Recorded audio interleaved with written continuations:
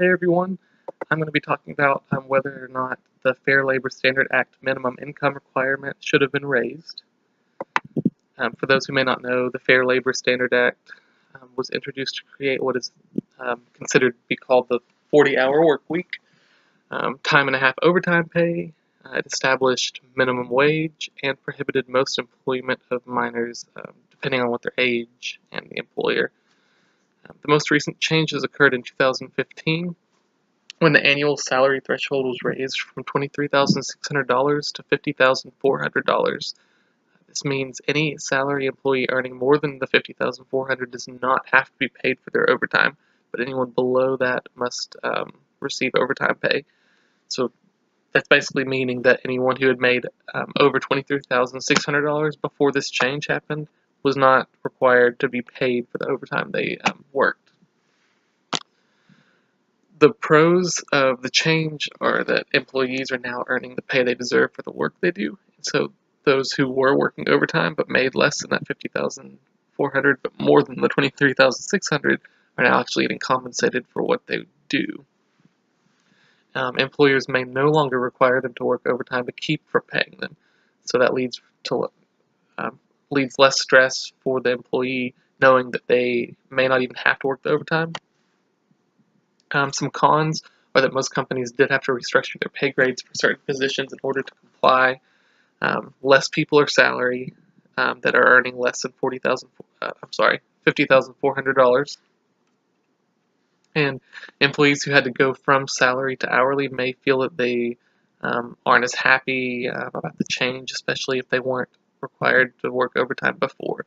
So they basically, in their eyes, see that they're coming from salary to hourly, and there's no change at all. So they're not understanding really what's going on unless you work the overtime and now you're seeing a big change in your income.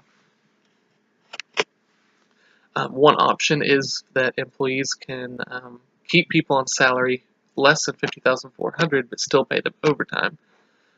So the pros of that would be that employees get to remain on the same pay structure while also gaining overtime pay, and they're less likely to feel as if they received a demotion even though they didn't. Employers also get to avoid the hard conversations with employees about money and the change in their structure of pay.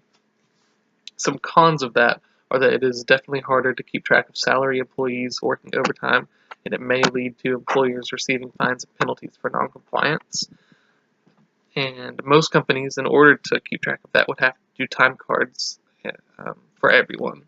So it would mean that anyone making less than $50,400, whether or not they were hourly or salary, they'd still have to clock in, clock out for lunch, and so that they can keep track. And that's a whole other process. They'd have to filter through the hourly and the salary, so they'd have to see who was salary and working overtime in order to avoid the penalties. It just adds a process, and in their mind, they just kind of think that if people work less than 50 or earn less than $50,400, the difference, I mean, they are still having to clock in and out, so it doesn't make that big of a difference. I do agree with raising the minimum threshold to $50,400. I think it was a great decision. I understand why employers are choosing to go with hourly pay instead of salary income. In order to comply, I think it does make sense to do that, and that if people are informed of what this means for themselves and for the company, I think people will definitely agree with it. With the cost of living being way higher than it was in the 70s when this was originally put in place with the $23,600, I mean, that's a huge difference, more than double the income requirement. So it's awesome to anyone who was working overtime before that may not have been getting paid.